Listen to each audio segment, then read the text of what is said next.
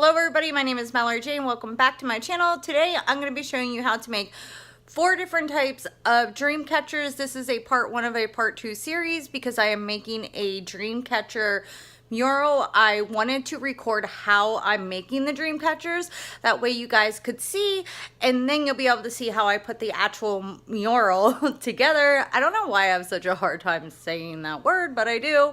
Sorry about that. If you are new to this channel, thank you so much for watching. I'm so happy to have you.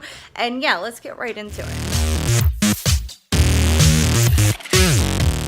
So some things you're going to need are some hoops. You can get regular hoops. However, I got these at my thrift store. They were really cheap and they're actually for sewing. So they come 2 in 1 because you're supposed to it holds the yarn or whatever. I'm not exactly sure, guys.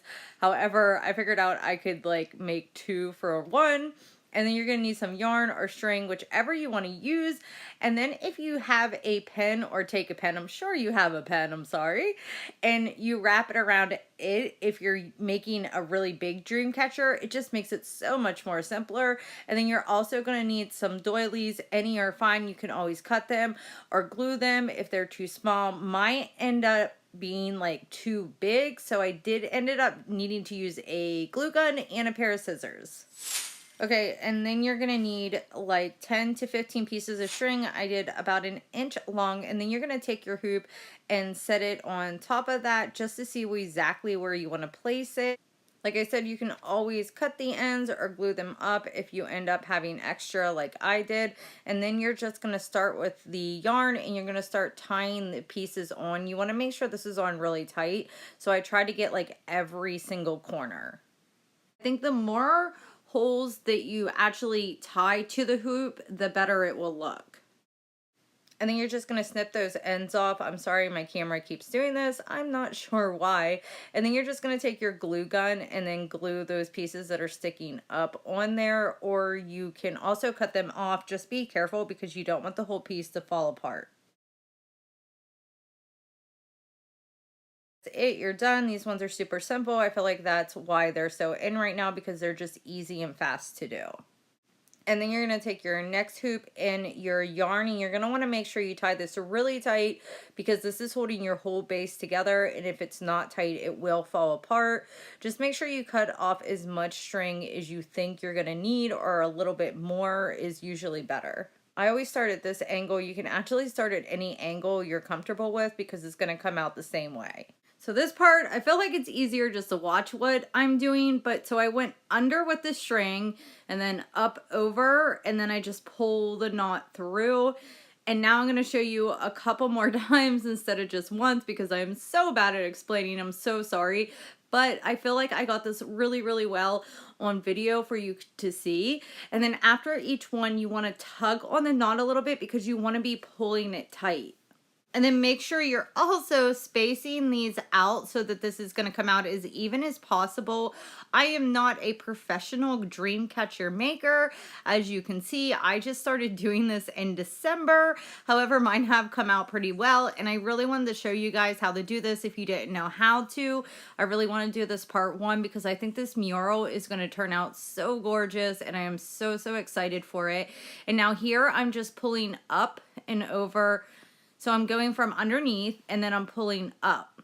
And this is a different technique, and it's really easy, as you can see. You just keep going under and pulling up and going under and pulling up. And the great thing about this is when you pull it all tight, it all comes together.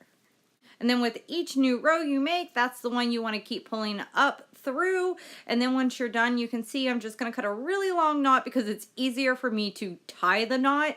And then I'm going to take this under the nearest one, the nearest open hole. I'm going to take it under and up, and then I'm going to tie 1 knot, and then after this I'm going to do it one more time. So I'm going to do it twice.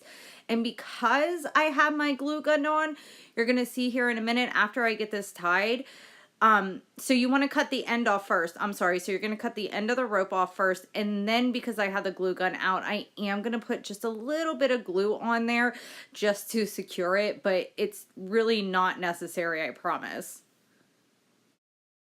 Then that's it. You're done with the second one. It was super easy. And now let's move on to the next one. So this next one is going to be a half moon. You're going to do it exactly how you did with the original technique, except for you're only going to go halfway on each side. And then you're going to keep flipping it over. As you can see here, you're going to flip it over once you get to each end and just keep flipping it over each time. And then just do it as many times as you want. You want it shaped like a moon like this. And to tie the knot on the charm, I just tied it at the very top and then at the top of the dream catcher, and then I twisted it around a couple times because it was a little too long, and then I put a little bit of glue up there just to make sure it sticks. Like I said before, this is not necessary. I just did it because it was on.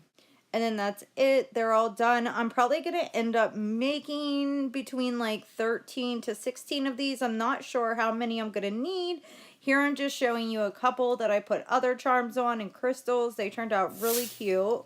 And now hopefully I can start on the actual mural. I am so excited to do it, guys. I have made so many of these the past week. If you enjoyed this video, please don't forget to like and don't forget to subscribe down below. I love you guys, and until next time.